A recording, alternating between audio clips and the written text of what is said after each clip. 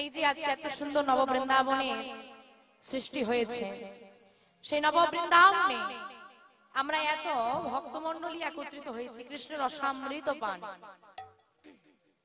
এখন মা হরিনামকে বলা হচ্ছে কৃষ্ণ রসামৃত। আচ্ছা, অমৃত মানে কি? অমৃত খেলে কি হয়? অমৃত খেলে কি হয় মা? অমৃত পান করলে অমৃত, যার কোনো মৃত্যু নেই। তাহলে অমৃত পান করলে যদি অমর হওয়া যায়, তাহলে যদি হরিনাম কৃষ্ণ রসামৃত হয়, তাহলে যারা হরিনাম করে তারা অমর কি? তাই তো আমরা নাম করছি, আমরা মরবো না তো?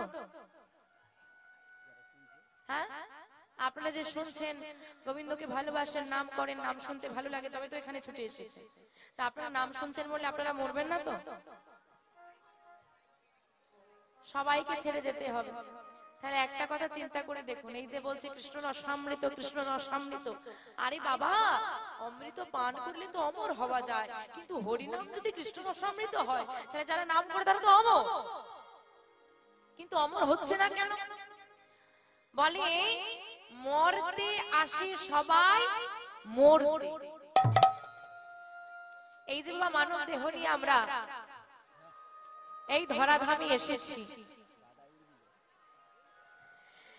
এর আগে অনেকবার এসেছি মা। কতবার এসেছি গো? 84 লক্ষ জনি করিয়া ভ্রমণ, পেয়েছি সাধের মানব জনম। সাধের মানব মানব জন 84 লক্ষ বারই পৃথিবীটাকে আমরা ভ্রমণ করেছি। স্থাবর অস্থাবর কীট পতঙ্গ আদি যা আমি আমার চারিপাশে দেখতে পাই, সবকিছুই আমি একদিন ছিলাম। না জানি কত কাকুতি মিনতি, কত নিবেদন আবেদন করে এমন সুন্দর মানব দেহ আমরা লাভ করতে পেরেছি। ও মা, যারাই মর্তধামে জন্ম নেবে, সে পিঁপড়ে হোক, বাঘ হোক, মানুষ হোক, গাছ হোক, যাই হোক, তাকে কিন্তু মৃত্যুবরণ একদিন করতেই হবে। তাহলে হরিনামকে যে কৃষ্ণ রসামৃত বলছে, অমৃত মানে তো অমর, তাহলে আমরা অমর হব কোথায়? বলছে যারা কৃষ্ণ রসামৃত পান করবে, তাদেরকে এই মর্তধামে মরার জন্য বারবার আসা যাওয়া লাগবে না। জন্ম নিচ্ছি মরে যাচ্ছি, জন্ম নিচ্ছি মরে যাচ্ছি, এই যে জন্ম মৃত্যুর খেলা, এই খেলায় তোমাকে আর খেলতে হবে না। যদি কৃষ্ণ রসামৃত পান করতে পারো, ওই বৈকুণ্ঠ ধামে গৌর গোবিন্দ চরণের দাস হয়ে তুমি অমর হয়ে যাবে। তাই গৌর হরি হরি হরি বল। এই পৃথিবীতে আসবে আবার মরে যাবে, এটা তোমাকে আর করতে হবে। যদি নাম করার মতো করে করো আর গোবিন্দকে ডাকার মতো করে ডাকতে পারো, ওই বৈকুণ্ঠ ধামে যেখানে আমার গোবিন্দ আছে, ওই গোবিন্দের চরণে দাস হয়ে রয়ে যাবে। কিন্তু বাবা, সবার কি আর নাম করতে ভালো লাগে? ভালো লাগে? তোমার নাম করতে ভালো লাগে? সবার ভালো লাগে? বলছি সবার ভালো লাগে? এই দিকের মায়েরা তো হ্যাঁ বলছে, তাই এখানে না কেন? আবার বলে হ্যাঁ, এক্ষুনি না বললো, আবার বলে হ্যাঁ। সবার ভালো লাগে না। আরে বাবা, সবাই যদি গৌর গোবিন্দ চরণের দাস হয়ে যাবে, হতভাগা ভাগাগুলো যাবে। সবার কপাল যদি সোনায় বাঁধানো হয়, তাহলে তো লোহার দোকানটা বন্ধ হয়ে যাবে। সবাই যদি স্বর্গে চলে যায়, নরকে কারা যাবে? নরক তো ফাঁকা হয়ে যাবে। সবার গৌর গোবিন্দ চরণ ভালো লাগে না মা। আমাদের যুগ চারটে, সত্য, ত্রেতা, দ্বাপর, কলি, চারটে যুগ আছে। চারটে যুগের চারটে যুগাবতার আছে। সত্য যুগে সত্য নারায়ণ, ত্রেতায় শ্রীরামচন্দ্র, দ্বাপরে শ্রীকৃষ্ণ, কলিতে গৌরাঙ্গ মহাপ্রভু। চারটে যেমন যুগ আছে, চারটে যুগের যুগাবতার আছে, চারটে যুগের যুগ সাধনাও আছে। কি কি? সত্য যুগে ধ্যান, ত্রেতায় যাগযুগ, দ্বাপরে পূজা পরিচর্যা, কলি যুগে হরিনামৈব কেবল। হরিনামৈব নামৈব কেবল। বাবা বলছে সত্য যুগের, আপনি ভাবছেন যে আমি কেন নাম করব, ভাববেন না যে আপনি একা করছেন। প্রতিটা যুগে যুগে যত মানুষ এসেছে, প্রত্যেককে যুগ সাধনা করতে হয়েছে। সত্য যুগের মানুষ ধ্যান করত, তবে উদ্ধার পেত। ভব পারাপার হওয়ার জন্য কিছু তো করতে লাগবে। আরে পাপ রোজ করি, হ্যাঁ, কিন্তু বাবা পুণ্যও তো কিছু করতে হবে, ভালো কাজও তো কিছু করতে হবে। তো দেখুন মা, অন্যান্য যুগের আর আমাদের যুগের মধ্যে পার্থক্যটা কি?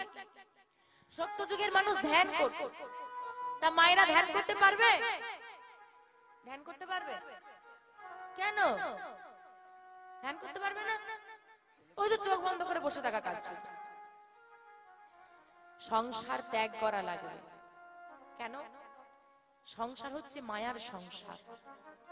যতক্ষণ তোমার ভেতরে মায়া থাকবে, সংসার থাকবে, তুমি এখন চোখ বন্ধ করে একটা নির্জন জায়গায় বসো তো ধ্যান করতে, আগেই মাথায় আসবে কি রান্না করবো, কালকে অফিসে যাব, কি কাজ করব, মাথায় আসবে না। হচ্ছে না, আগে সংসার ত্যাগ করা লাগবে। কেউ সংসার ত্যাগ করবে? রাখো তোমার সাধন। তো সত্য যুগে সংসার ত্যাগ করে গুহায় গিয়ে জঙ্গলে বসে বসে ধ্যান করতে হতো, আমাদের দ্বারা হবে না। এলো ত্রেতা, ত্রেতাতে এলো যাগ যজ্ঞ। মা, সবার পক্ষে কি যাগ যজ্ঞ করা সম্ভব? আজকে এখানে একটা যজ্ঞ চলছে, কি যজ্ঞ? হরিনাম যজ্ঞ। তা এই যজ্ঞেরই কথা যদি বলি, এই যজ্ঞটা কি সবাই করাতে পারবেন না? সবাই বাড়িতে কীর্তন করাতে পারবে? পারবে না। কারণ বাবা, এখান থেকে একটা কেন করাতে পারবে না? আর্থিক দিকটা দেখতে হবে না, সবার সামর্থ্য থাকে না।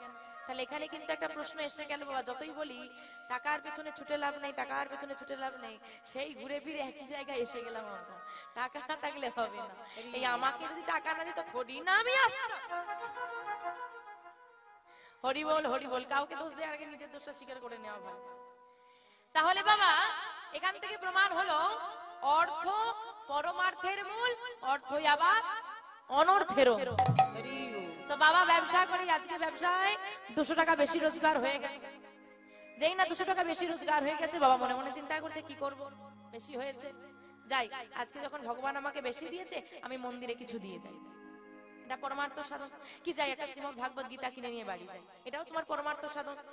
কিন্তু আজকে 200 টাকা বেশি রোজগার হয়েছে, কি করব কি করব, এই ভাই একটা নিয়ে চলে আয়, কি হয়তো এটাই হলো অনর্থ। অর্থ পরমার্থের মূল, আবার অর্থ অনর্থেরও মূল। এখন বাবা রোজগার সবাই করে, এখন কোন কাজে তুমি লাগাবে সেটা তোমার ব্যাপার। ওই যে বলছে ধর্মক্ষেত্র কুরুক্ষেত্র, তাই তো? ধর্মক্ষেত্র কোনটা, কুরুক্ষেত্র কোনটা? এই দেহের মধ্যে দুটোই আছে, ধর্মক্ষেত্রও আছে আবার কুরুক্ষেত্রও আছে। আমা, একটা মানুষের মধ্যে সব খারাপ হতে পারে? একটা মানুষের মধ্যে সব খারাপ হতে পারে? সব খারাপ গুণ হবে না, কোনোদিন হবে না। একটা মানুষের মধ্যে সব ভালো গুণ হতে পারে? কোনোদিন হবে না। তাহলে ধর্মক্ষেত্র কুরুক্ষেত্র মিশিয়ে আছে। এখন তোমার কাছে, তোমার বিবেকের কাছে, তোমার মানসিকতার কাছে নির্ভর করবে তুমি তোমার বেশিরভাগটা ধর্মক্ষেত্রে পূরণ করবে নাকি কুরুক্ষেত্রে পূরণ করবে। তা ত্রেতা যুগে ছিল যাগযজ্ঞ। এবার দেখো ত্রেতা যুগের যজ্ঞ আর কলি যুগের যজ্ঞের মধ্যে পার্থক্য কি? ত্রেতা যুগে অশ্বমেধ যজ্ঞ নরমেধ যজ্ঞ হতো, এখন কলি যুগে হচ্ছে কি নাম যজ্ঞ। এই দুটো যজ্ঞের মধ্যে তফাৎ আছে, মিলিয়ে গুলিয়ে ফেললে হবে না। হ্যাঁ গো বাবা, আপনাদের মধ্যে ছোটখাটো হোম টোম হয়তো, বাড়িতে পুজো টুজো হয়তো। হ্যাঁ গো, তোমার বাড়িতে পুজো হচ্ছে, আমাকে নিমন্ত্রণ করেছো, আমি এসেছি, এবার তোমাদের যজ্ঞ হচ্ছে, যজ্ঞে আহুতি দেওয়া হয়। এখন তুমি আহুতি দেবে, আমি তোমার ঘরের অতিথি, আমি কি তোমাকে, তুমি কি আমাকে আহুতি দিতে দেবে? দেবে না, কারণ আমি দর্শক, আমি দেখতে, আমি আমন্ত্রিত, আমি গেছি, আমি অতিথি, আমি কেন আহুতি দিতে যাব? তাহলে যে যজ্ঞ করাচ্ছে আর যিনি করছেন তার উপকার হচ্ছে, বাকিরা সব দর্শক হয়ে রয়ে গেল। কিন্তু এই কলিযুগে একটা যজ্ঞ চলছে, নাম যজ্ঞ। এখানে যারা করাচ্ছে তাদের উপকার, তারা ফল পাচ্ছে, যিনি যারা করছেন তাদের উপকার, তারাও ফল পাচ্ছে, আবার এত মানুষ শ্রবণ করছে তারাও ফল পাচ্ছে। এটাই গৌর হরি হরি হরি। তাহলে একটা যজ্ঞ থেকে কত মানুষ উপকৃত হচ্ছে। তারপরে এলো দাপর যুগ, দাপর যুগে এলো পূজা অর্চনা, কি তাই তো? আমাদের কলিযুগেও কিন্তু পূজা হয়, তাই না? দাপর যুগে যেমন পূজা হতো, কলিযুগেও পূজা হয়তো না, হয় না?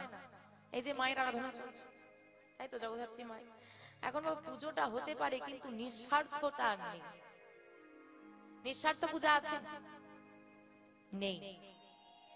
বাবু বাজারে যাবি, পূজার জন্য সব থেকে যে গামছাটা ছোট হবে সেটা নিয়ে আসি, যত পচা কলা আছে বিক্রি হয়ে যাবে পুজোর সময়। যত কম জিনিস দিয়ে খরচা মেটানো যায় আর কি, কাজটা মিটে যায় যত। নিঃস্বার্থ আর কিছুই নেই। কিন্তু আমরা প্রতিদিন গোবিন্দকে বাড়িতে সেবা দিই। কি সেবা দেন তো রোজ? কি সেবা দেওয়া হয়? জোরে বলো। দিতে যখন লজ্জা করে না, বলতে লজ্জা করছে কেন? জোরে বলো। নকুন দানা। কি দানা? নকল দানা। আসল ভক্তি নয়, সব নকল। খাবি তো খা, না হলে রই। ওমা, এখানে এতজন বসে আছি, সবার বাড়িতে গোবিন্দের জন্য নকুন দানার বাতাস অ্যাভেলেবল। তো জেলায় জেলায় নকুন দানা বাতাসা চলছে। তো বাদ দাও, চারিদিকের কথা বাদ দেবো, এই কজনের কথাই ধরি এখানে যারা আছি আমরা। তা সবার বাড়িতে যদি গোবিন্দ 1 মাস 4টে করে নকুন দানা খায়, তার কি হবে? হ্যাঁ, সুগার হয়ে যাবে। এখন এই জন্যই ভগবান তোমাদের বাড়িতে খেতে আসে, বলে গেলেই তো সেই বাতাসা না হলে নকুন দানাই দেবে, তার চেয়ে থাক বাবা, যাব না। হরিবল হরিবল। মা লাগবে না, গোবিন্দ বলছে কি লাগবে না। তুমি প্রতিদিন 11টার সময় গোবিন্দকে সেবা দাও। আমি ধরছি কথা, রোজ দাও। ধরো আজকে তুমি, তোমার কোনো প্রিয় মানুষ নার্সিং হোমে ভর্তি আছে, খুব অসুস্থ, তুমি সেখানে গেছো, বসে আছো। সেই দিন তোমার ঘরে তোমার গোপাল কি উপবাসে রয়ে যাবে? তাহলে কে সেবা দেবে? ঘরে কেউ নেই, কে সেবা দেবে? দিতে পারবে না তুমি? কেন দিতে পারবো না? দেহটা তো আছে। আরে ভগবান তো আমাকে দেহটা দিয়েছে। যেদিন পৃথিবীতে এসেছিলাম, আমি কি গোবিন্দকে নকুনদানা খাওয়া বলে 1 বস্তা নকুনদানা নিয়ে এসেছিলাম? নিয়ে তো আসেনি। কি নিয়ে এসেছি? দেহটা। একটা বস্ত্র পর্যন্ত নিয়ে আসতে পারিনি, শুধু দেহটা নিয়ে এসেছিলাম। গোবিন্দ বললে ওটাই সেবায় দাও। আমা, সেবা দেব কি করে? মাথা খারাপ নাকি? তুলসী পত্র ছাড়া গোবিন্দ সেবা হয়? হয় কি না? হবে না। চন্দন ছাড়া গোবিন্দ সেবা হয়? হয় না। বলে আরে হয় না তো কি আছে, তোমার দেহটা তো। আবার বলে দেহটা। আরে দেহে কোথায় পাবো এসব চন্দন তুলসী? বলছে সব আছে।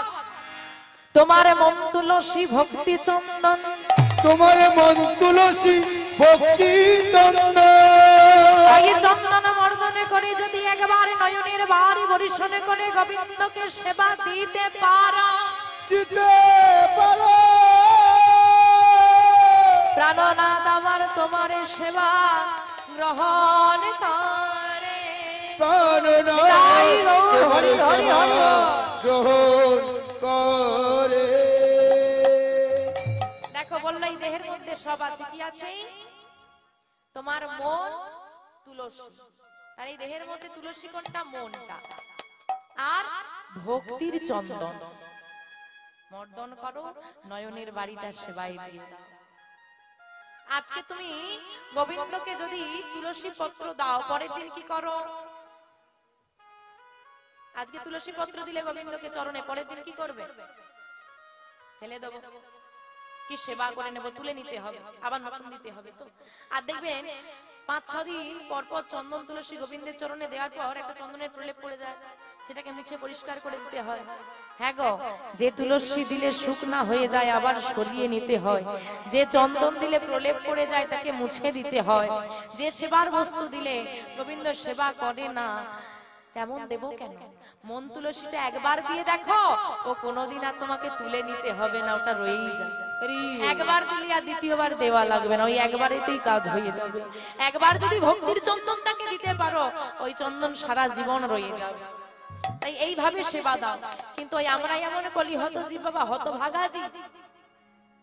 আমাদের কলিযুগে হরি নাম নিয়ে এলো, বললো সংসার ধর্ম ত্যাগ করা লাগবে না, কিছু করা লাগবে না, শুধু করতালি দিয়ে নাম করো। আমরা এমন হতভাগাজি বাবা, সব করি, শুধু নামের সময় হয় না, তাই না? যাকে জিজ্ঞেস করো দিদি একটু কীর্তন শুনতে যাবে, তুই বাবা সময় হয়। আবার বাবারা বলে কি, দাদা কীর্তন শুনতে যাবে নাকি? বলে দাঁড়া, আজকে রবিবার নয়, ছুটির দিন হলে একটু না হয় যেতাম। তাই তো? হ্যাঁ গো, তুমি গোবিন্দের নাম শুনতে আসবে, ছুটির দিন খুঁজছো। আর তুমি যখন বিপদে পড়ে মন্দিরে যাবে দয়াময়কে বলতে, হে দয়াময় কৃপা করো, সে যদি বলে যা আজকে তো ছুটির দিন নয়, ছুটির দিন হলে কৃপা করো, কি গো ভালো লাগবে? ব্যস্ততা তাকে দেখাতে যেও না। কেন না? তুমি একটা সংসার নিয়ে ব্যস্ত, সে পুরো জগৎ সংসারটা চালায়। সে যদি তোমাকে ব্যস্ততা দেখানো শুরু করে, তোমার জীবনটা বেহাল হয়ে যাবে। কিন্তু আমার মহাজন বলছে, যারা নাম করছো বেঁচে যাচ্ছ, যারা নাম করছো না তাদের দুর্গতিটা কেমন হবে? মহাজন বলছে কি শোনো, নিতাই গৌর নাম আনন্দে নিধাম, যে জন নাহি কোলায় তারে, নাহি কোলায় তারে, জমালয় ধরে নিয়ে যায় নরকে।